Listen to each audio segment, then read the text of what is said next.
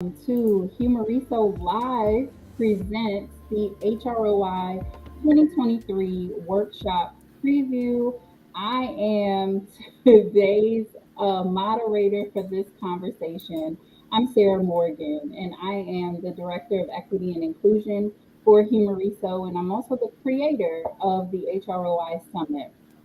I started the summit back in 2020 as a way to provide affordable, practical, comprehensive learning for attendees who wanted to build more equitable and inclusive work environments and to learn more about anti racism and pay equity as topics.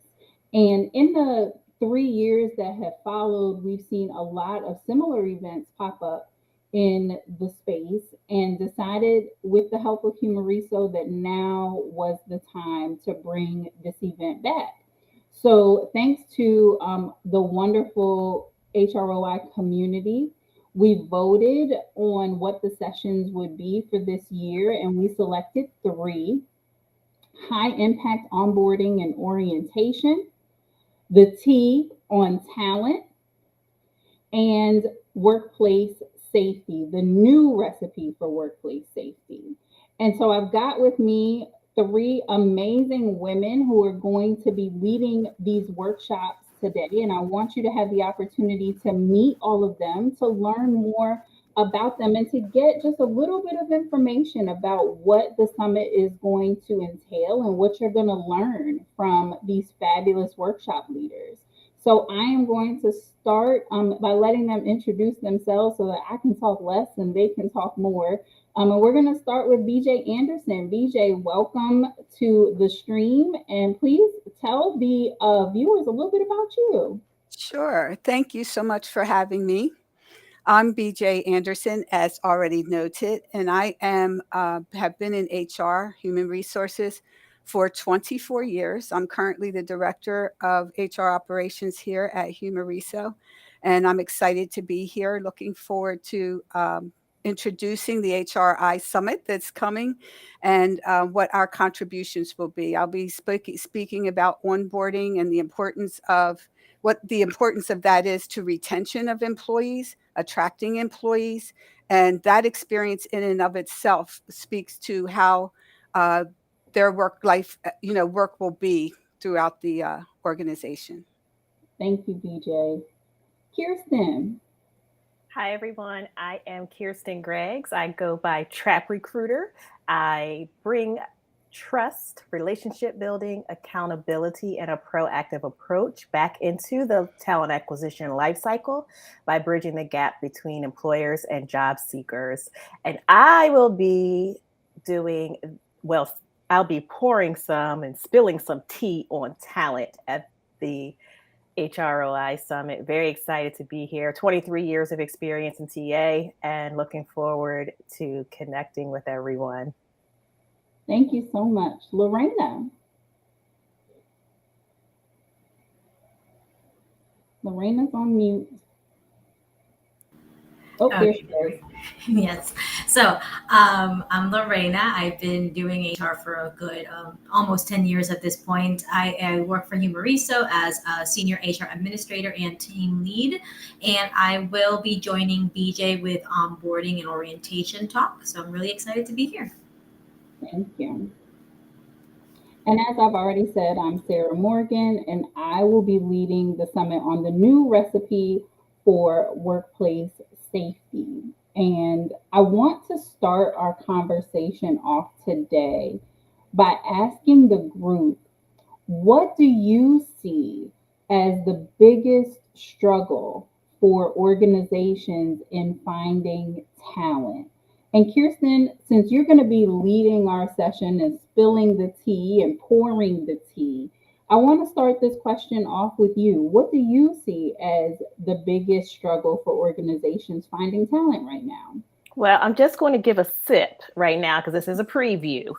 So I will say in general, it's engaging in practices that decrease the overall talent pool and increase the marginalization of historically excluded communities. So not having enough or an unequal distribution of recruiting resources, like recruiters, like sourcers, like coordinators, and even the tools and the tech that we use, having inefficient processes, taking too long to interview people, not communicating with people throughout the life cycle, posting jobs that aren't real, or posting jobs, posting bad job ads, forcing people back into the office for roles that they have been doing successfully remotely, and or requiring that people be within a commutable distance to an actual location for so-called remote roles. And then, the issue is that the internet has just made folks a little bit lazy. So that's the tea for now. I'm interested to hear what the other ladies have to spill. That tea is hot. Okay. BJ, what is your response to that, and what would you have to add? Well, I certainly agree with everything Kirsten's already said, but I think that it's important that people know that when you're considering people, that you recognize them for what it is when you're already doing your interviewing and your recruitment, that you know what it is that they're looking for in the workplace. That has to be equally as important to the candidate, the employee that's coming on board, as well as the company. And I agree with the diversity, accepting people, inclusion, which is really important, and already having processes and procedures in place for that. So it's one thing to be able to bring in the folks that you need that are different, because we are all different, but also being able to include them in every area of the business. Lorena, what would you add? I would say transparency is a big one for me in the hiring process. I think that one of the biggest issues I'm finding is that when we're trying to sell a job, we're so focused on filling that position that we're not necessarily painting a real picture. And it's very important to paint a real picture because you don't know what the candidate's circumstances are, and you want to make sure that they understand what it takes to be in that specific role. Does the candidate experience have an impact on an organization's ability to find talent? If the organization, as Lorena pointed out, doesn't have a transparent process, or if the organization may get a reputation for receiving applications but not responding it, or in a positive note that they are very communicative. Like, does the candidate experience have an impact on an organization's struggle or an organization's success in being able to find talent? BJ, I see you nodding. Yes. I'm thinking of the fact that we live in a much different world than we did even 20 years ago. And everything is transparent when you consider social media and all of those, places like that, in which employees know before they even make the application to your organization what you're going to be like and how you Mhm. operate. It's so transparent and so open already, so that you want to make sure that your and brand is the truth first and foremost, and that your brand is there for them to see what is available to them in the organization and how you operate and what your culture is like, etc. Lorena, what would you add? I would say that also when it comes to the brand experience of repeating more or less what BJ said or highlighting it. We when some candidates, and this is something that people sometimes don't believe, but when I used to recruit, and I'm kind of happy I don't anymore, but when I used to recruit, when they were going to these pages, they would actually address comments. Like if there was a negative comment in Glassdoor or anything like that, they would actually put you on the spot. So it's not Mm. only you want to see the good stuff reflected as your brand, but if there is bad in those pages, you should be able to, you should do your homework and go there, so that way you're not surprised when they ask you these questions and you have to kind of address them. Yeah, I can remember Lorena as well having to respond to negative feedback on Glassdoor when people would post, and figuring out the most like appropriate way to respond. At one point in time, I did a whole presentation called Art of the Corporate Clapback that talked about how you respond to negative feedback online. And it really is important for part of your brand to not just let that negative feedback sit out there unaddressed, but to find a way to balance the two of those. And I appreciate you for bringing that up as a part of this conversation. So, Keirsten, you are not new to this. You are true to this when it comes to recruiting. Every time you try to get out, they drag you back in. So when you when you think about the candidate experience and its impact on an organization's ability to attract talent, what are the kind of feedback points that you want to dangle out there for people to know? I'm 100% echoing the sentiments of both Lorena and BJ. They are 100% correct.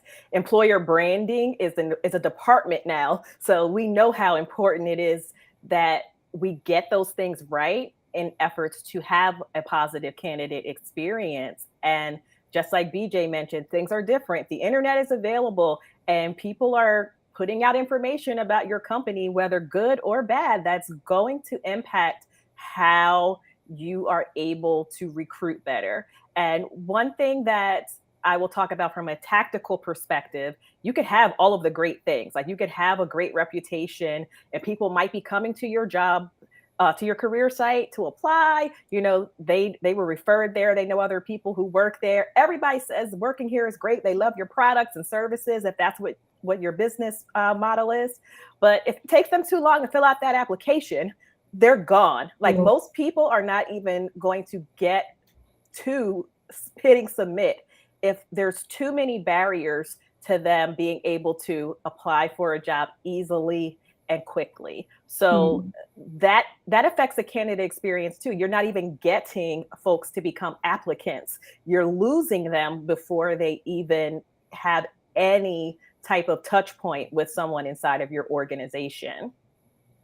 That's important. I think that's great. A great point as well, and something that we continue to hear is those barriers to entry and the ways that we make the application process more difficult than it needs to be. We joke all the time about, I've uploaded my resume and now I still have to type in my information. My son was applying for internships earlier in this summer, and me doing the work that I do, of course, he wants me to work that alongside him, and I was amazed. I remember seeing one where he uploaded his resume, and then there was a cover letter section, and then there was like a series of questions that he had to type out the answer to, that to me very much were like interview questions. And they were like, these answers should be 100 to 250 words. For an internship, there were like 5 or 6 of them. I was blown away. And so ultimately he was like, nah, I'm not doing this. And I think that happens far often with candidates before they even get into your system, for you to have the opportunity to talk with them. The process and the way that you actually bring people on board becomes a barrier in and of itself. And that candidate experience, particularly when you're selling a product or service, now it makes me think twice about whether or not I want to give you my business in some other way. Like if I'm applying for a job at my local coffee shop and the application process is super cumbersome, I don't even want your latte no more. Like I don't even want to be bothered with you because you've made this process so difficult and so unpleasant for me that now it's like it has left a bad taste for me in terms of what I actually, me wanting to interact with you at all. So let's switch gears, because we've talked about talent. We've talked a little bit about the candidate experience. But another piece of what we're going to be talking about in the H-ROI Summit this year is onboarding and orientation. And we're calling our session High Impact Onboarding and Orientation. And we named it that very intentionally because we know how important this particular process is to the individual who's being hired. Orientation and onboarding is important for their success. It's important for the team. It's important for the organization. And statistics abound about how that impact that you make on someone when they start a job within the first 30 days sets the stage for them and what it is they're going to do within your organization potentially for the next 30 months, 30 years, and so you want to make sure that experience is the very best that it can be. And so, BJ, I want to start with you and ask, what is the biggest missed opportunity that organizations are skipping over during the orientation and onboarding process? We lost you. Are you muted? There you are. It's the bane of my existence. I know that But mute as we were button talking is about, tricky.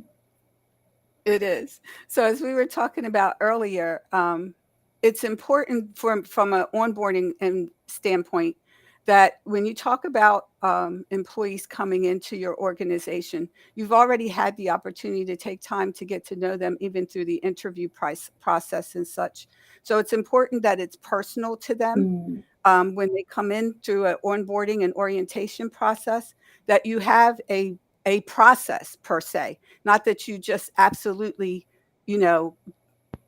go fly off the off of your mind trying to think of what to do, or somebody's starting and you just hand them a bunch of paperwork when they start, instead of just having a meeting with each employee. We'd like to meet individual meetings with the employee when possible. We could do it as a team effort if possible, but Mm-hmm. you just have to indoctrinate employees right away. And I know that it's important. I remember, now this is crazy because it was years ago, many, many years ago. But I remember walking into one of the organizations, the first job that I went into, and I was just completely shocked that there was a sign there welcoming me. Mm-hmm. That made it personal to me. And that's what I think is most important, that it has to be personal to each of the candidates or employees that you're bringing on. Yeah.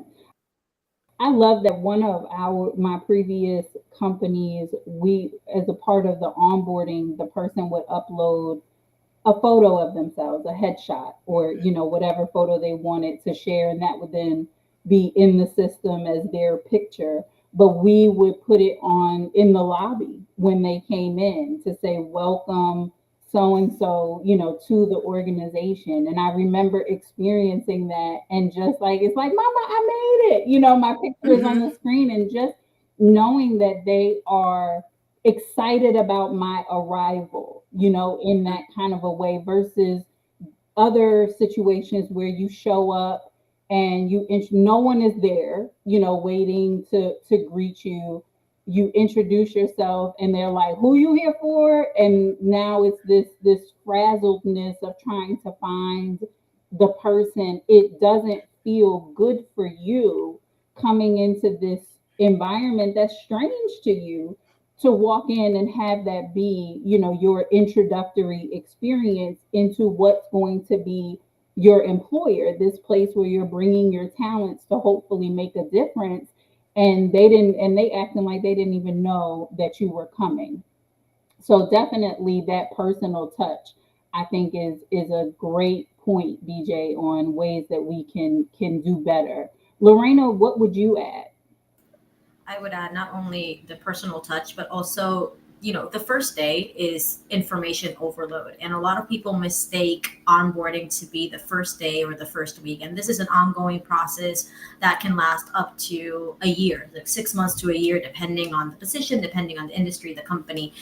So I think there's got to be some repetitiveness sometimes with that information, because on the first day, you're nervous, you're excited, you are signing a lot of paperwork that you might have forgotten or not received if online, because I know that a lot of it is done now in computers, but some companies are more paper based than others. So even though you've told your new hire, this is how we do this, this is the company's mission, vision, and values, you want to continue to check in with them and continue to provide that information for them so that they can actually, continue to put out that information out there and do their work based on the company's mission and vision. Keirsten, coming from the recruiting end into and then you're handing off these candidates that you've worked with sometimes for weeks and months to bring them now on board. What do you see as some of those missed opportunities for organizations in that orientation and onboarding process? Well, it's exactly what you said. It's the sloppy handoff between where recruiting ends and where onboarding begins.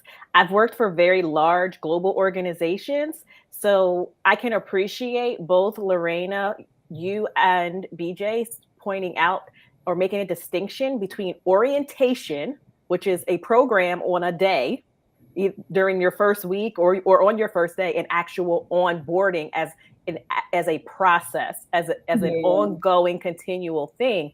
So not having onboarding teams or a team of people, or even if you're in a small org, one person who's dedicated to onboarding, that causes some friction because the way that you're brought into the organization impacts how excited you're going to be to work there and how long you're going to stay.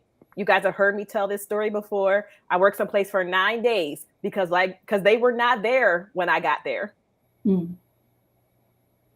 And it was horrible. Didn't have anything ready for me, didn't have a place for me to sit, didn't have my laptop ready, didn't have this. And they're like, oh, well, you're going to orientation in a couple hours.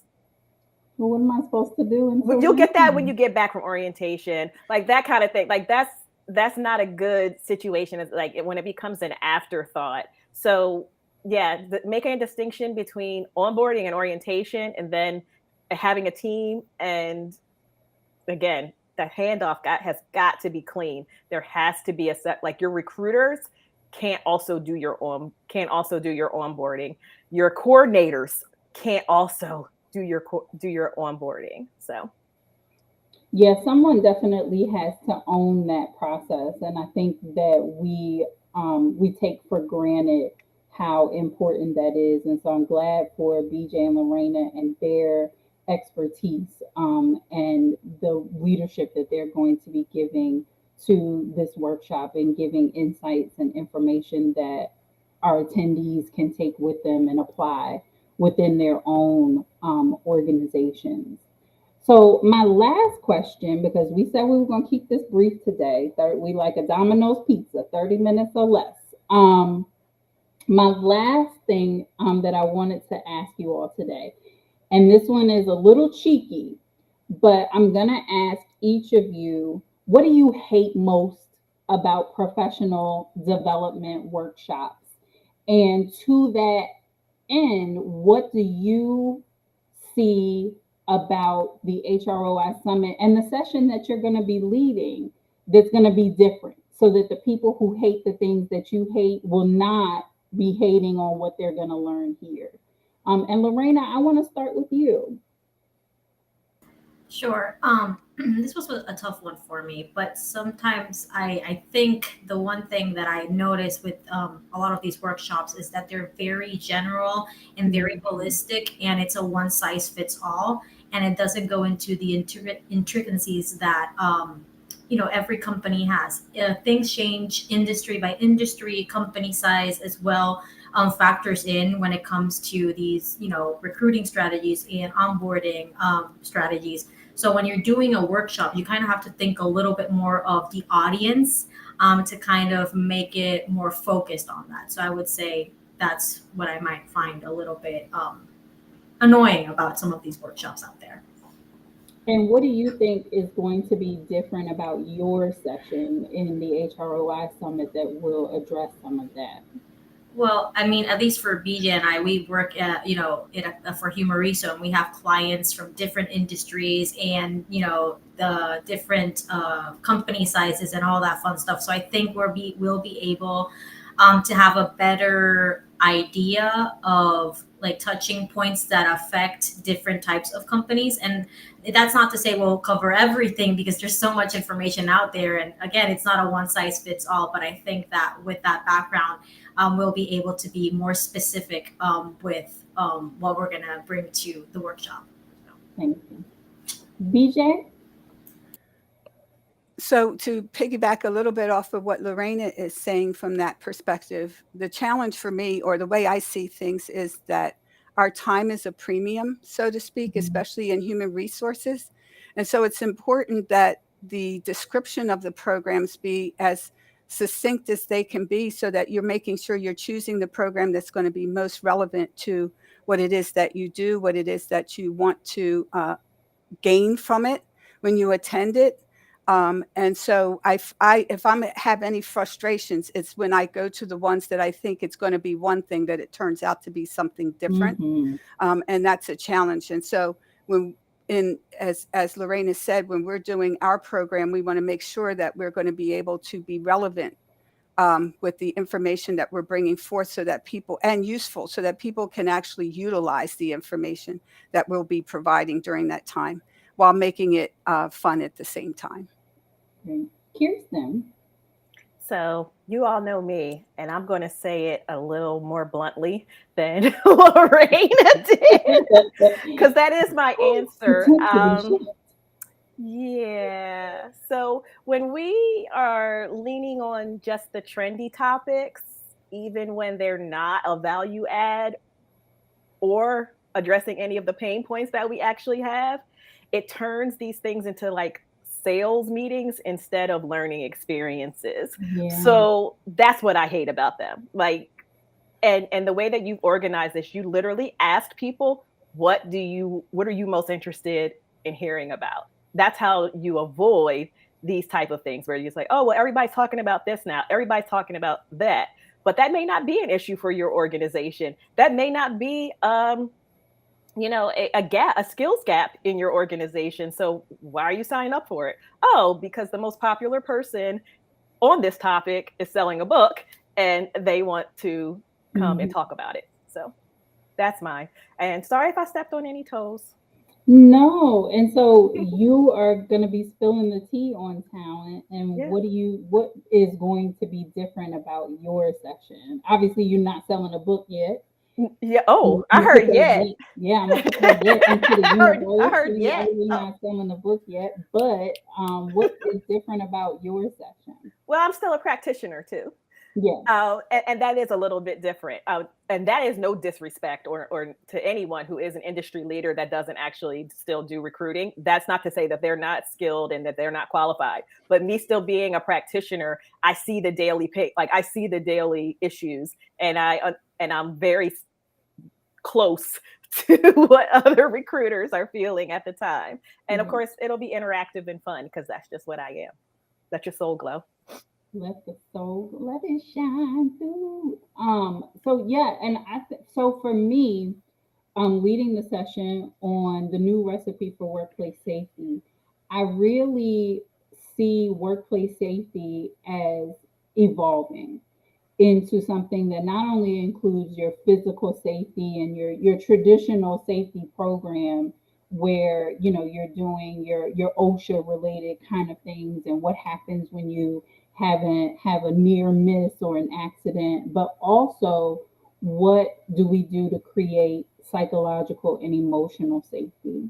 And the reason why I think that's so important is that it ties heavily into successful organization culture and into reporting culture. And we don't talk enough about that when we talk about safety, is that people's willingness to report when they have had a near miss, when they violated a safety, when they bypassed something and now they've cut themselves or whatever, like their willingness to come forth with that is directly tied into the safety that they feel within their culture to be able to make mistakes.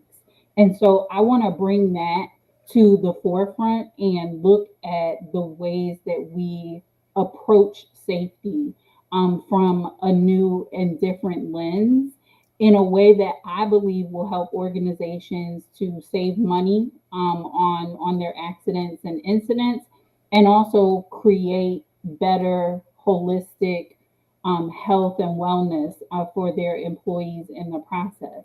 And to me, the what the three of you are saying as we talk about these sessions, like this is really the growth that I wanted to see come out of the HROI Summit when I first created it, is to take other people who had that same passion for practicality, who had that same passion for the practitioner, who had that same passion for making sure that the information that we're sharing is relevant and scalable and useful across industries. That's really what I wanted this to be about, and what I wanted other leaders and practitioners to be able to learn. And so I'm so thankful to the three of you for agreeing to rock with me on this latest journey. I'm so grateful to you for your knowledge and your expertise that you're going to be sharing with our audience. And I'm grateful to the audience today for logging in their midday, taking a little lunchy lunch break for 30 minutes with us to learn a little more about each of us, to learn a little bit more about the HROI Summit. And please, make sure you can see the links, the QR codes here on the page. Please make sure that you click that. Take an opportunity to learn more about the summit. Take advantage of these early bird rates while they are still available. And we are looking forward to seeing you online in October for the HROI Summit. 3 days of three powerful 3-hour workshops with the four of us. And so thank you again for tuning in today. We'll be back in September talking a little bit more in detail about psychological safety and safety in general in the workplace. And we'll see you soon. Thank you.